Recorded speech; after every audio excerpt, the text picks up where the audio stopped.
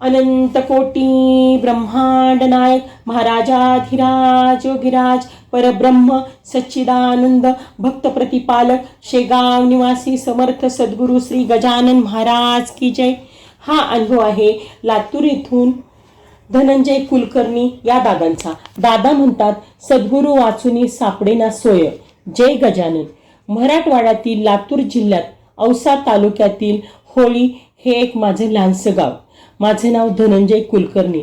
आताशा गेल्या काही दिवसात जीवनात आर्थिक स्थैर्य येऊ पाहत आहे, अन्यथा आतापर्यंत जीवन हलाखीच्या परिस्थितीतच व्यतीत केलं असं म्हणायला हरकत नाही। आपण वाचक सर्व सुज्ञ आहात, त्यामुळे एखाद्या ऑटो चालकाची आर्थिक स्थिती काय असावी हे मी आपणास सांगण्याची गरज नाही। त्यातून वेळोवेळी अडचणीची शर्यत असेल तर विचारूच नका।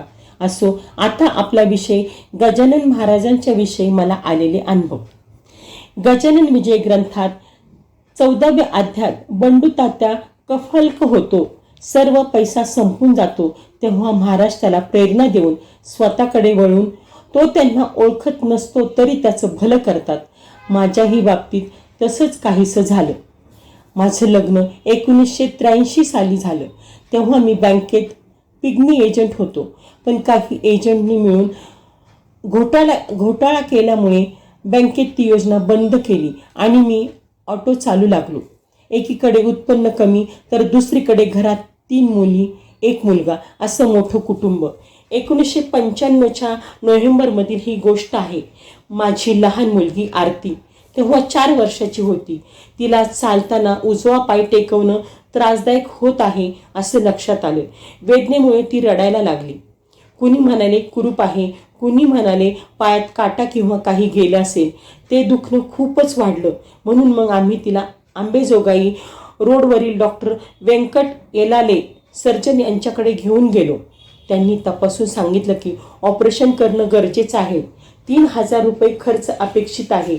2-3 दिवसात ऑपरेशन केलं तरी चालेल, पण फार जास्त उशीर करायला नको। माझ्या डोक्यात तिच्या तब्येतीसोबतच पैसा कुठून आणायचा हा प्रश्न उभा झाला। मी कसं तरी करून याला माग त्याला माग करून पैसे जमा केले। मधल्या काळात माझ्या परिचित सौ शकुंतला व्यंकटराव यादव यांच्याशी अचानक भेट झाली। त्यांना मी आरतीच्या ऑपरेशनविषयी सांगितलं। त्या मला म्हणाल्या, एक काम कर, तू आरतीला घेऊन शेगावला श्री गजानन महाराजांच्या दर्शनासाठी जाऊन ये, महाराजांना तब्येतीविषयी सांगून ये। मी म्हटलं, अहो वहिनी, मी शेगावला जाईन तर ऑपरेशनसाठी पैसे कुठून आणीन?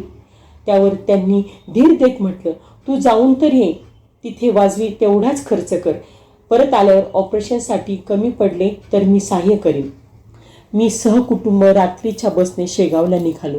महाराजांचे शांतपणे दर्शन झाले, त्यांना प्रार्थना केली। रात्री बाजूला सभा मंडपात 1 रुपया प्रति गादी प्रमाणे 2 गाद्या घेऊन त्यावर झोपलो। मुलांना डोळा लागला। आम्ही चिंतेमुळे स्वस्थ झोपू शकत नव्हतो।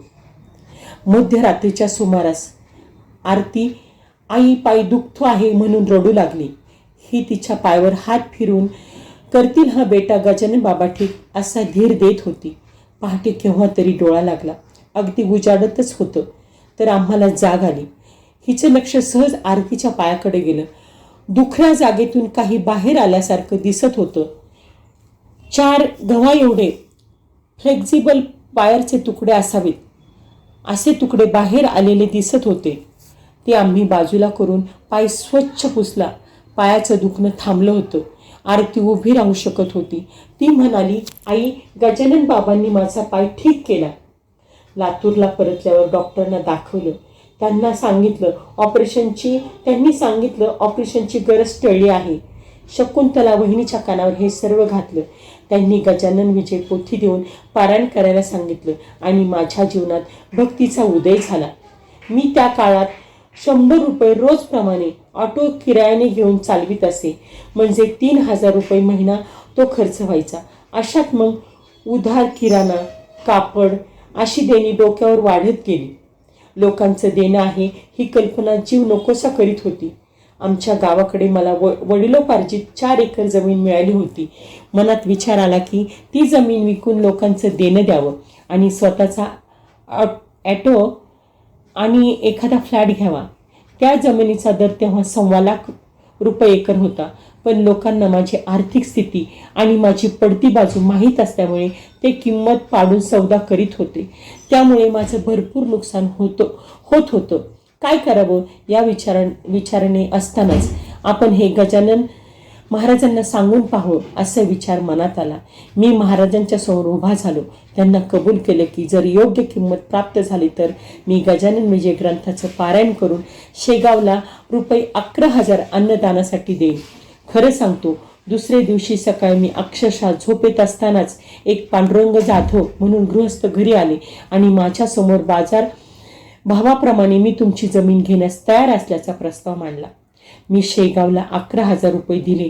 तेव्हा मला मिळालेल्या चांदीच्या प्रासादिक पादुका आजही मी जेव्हा पाहतो तेव्हा महाराजांच्या विषयी असलेल्या श्रद्धेत निश्चितपणे वाढ होते. आता अजून एक गोष्ट. इसवी सन 2000 सालची 30 ऑगस्ट 2000ला पहाटे 4 वाजता मला बायकोनं उठवलं. म्हणाली, अहो माझं डोकं डाव्या बाजूला खूप दुखतंय. आणि हे सांगत असतानाच डोक्याशी धरलेला तिचा हात खाली पडला. ती बेशुद्ध झाली. मी ताबडतोब तिला उचलून ऑटोमधून आमच्या डॉक्टरांच्याकडे घेऊन गेलो. पण ते म्हणाले, यांना ताबडतोब कृष्ण हॉस्पिटलमध्ये डॉक्टर सौ उज्ज्वला कुलकर्णी यांच्याकडे घेऊन जा. मी लगेच त्या दवाखान्यात दाखल झालो. प्राथमिक तपासणीत पॅरालिसिसचा अंदाज करून ब्रेन हॅमरेज आहे की काय ते पाहावं लागेल. सकाळी MRI करून घेऊ. 3,000 रुपये लागतील असं सांगितलं. आता सकाळ होईपर्यंत शांत बसायचं होतं. हिला बेडवर ठेवलं होतं. मी दवाखान्याच्या पायरीवर बसून तब्येत आणि पैशाची चिंता करत 2 गुडघ्यामध्ये 2 हाताच्या कोपरात डोकं ठेवून बसलो. मला डोळा लागला आणि स्वप्नात गजानन महाराज आले. म्हणाले, चिंता करू नकोस, तुझ्या बायकोला काहीही होणार नाही. तिला पॅरालिसिस नाही आणि ब्रेन हॅमरेजही नाही. सकाळ झाली. मी माझे किराणा दुकानदार जवाहर बाहेती यांना भेटलो. त्यांनी MRI साठी 3,000 रुपये देऊ केले. सकाळी लवकरच विवेकानंद हॉस्पिटलमध्ये MRI करून त्याप्रमाणे डॉक्टरांनी उपचार सुरू केले. दुपारी 12चा सुमार असेल. मी अस्वस्थपणे दवाखान्याच्या बाहेर चक्रा मारित असताना मला पोस्टमनने आवाज दिला, धनंजय कुलकर्णी आपणच का? शेगावहून आपल्यासाठी अंगारा व प्रसाद आला आहे. मी यंत्रवत तो घेतला आणि तो पोस्टमन तिथून गेल्यावर मला लक्षात आलं की मी शेगावला पैसे पाठवले नव्हते. मग हा अंगारा कसा? दुसरं असं की पोस्टमन घरी येईल हे समजू शकतो, पण दवाखान्यात आहे हे त्याला कसं कळलं? मी ती पुडी कपाळाशी टेकली आणि माझी पावलं खोलीकडे वळली. हिला अंगारा लावला आणि साखरेचा कण हळूच जिभेवर ठेवला. काही तासातच ही शुद्धीवर आली. फारच लवकर प्रगती होते आहे हे पाहून डॉक्टरांनी समाधान व्यक्त केलं. 7 दिवसात ही पूर्णपणे ठीक झाली. हिला पॅरालिसिस नव्हता, ते ब्रेन हॅमरेज नव्हतं. 7 दिवसात संपूर्ण बिल लाखाहून थोडं जास्त झालं. त्यावेळी ऑटोतून शाळेत जाणाऱ्या मुलांच्या पालकांनी मदतीचा हात पुढे केला. त्यांच्या रूपाने महाराज पावले. पुढे हळूहळू सर्वांच्या ऋणातून मुक्त झालो. आज 3ही मुलींची लग्न झाली आहेत. मुलाचं लग्न झालं आहे आणि महाराजांच्या कृपेने गाडी रुळावर आहे. अशी ही 60 उत्तराची कहाणी 5 उत्तरी सुफळ संपूर्ण. श्री गजानन जय गजानन, श्री गजानन जय गजानन. हा अनुभव तुम्हाला कसा वाटला तो मला नक्की सांगा व तुमचे काही अनुभव असतील तर ते आम्हाला कमेंटद्वारे किंवा डिस्क्रिप्शन बॉक्समधल्या ईमेल ID वर जरूर कळवा. गणगण गणात बोलते, गणगण गणात बोलते.